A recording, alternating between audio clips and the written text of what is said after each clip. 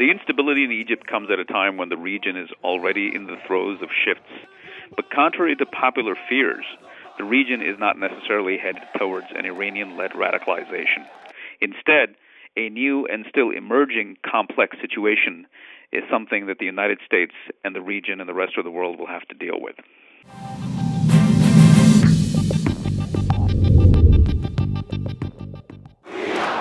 Egypt is in a situation of flux, and it's really too early to say what will be the outcome of all the unrest and instability. There are all sorts of options. One option, one likelihood, is that the current regime rejiggers itself, reinvents itself, sends Mubarak a continuation of the old order. Another option is that there are elections and some form of coalition government emerges.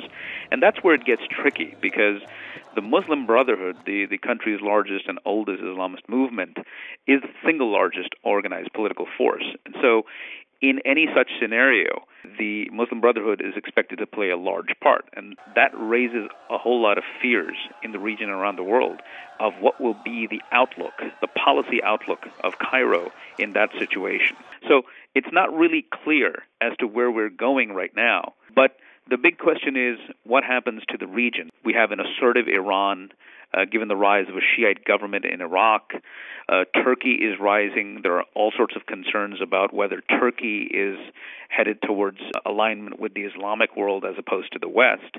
In the midst of all of this, when we have Egypt also flaring up, it's only natural for people to say, what is happening here? Are we looking at the worst-case scenario and an Islamist radicalization of the region? The reality is that there are too many complexities for that to happen. A Iranian rise is still very much in play. It's not consolidated. It's not necessarily going to happen.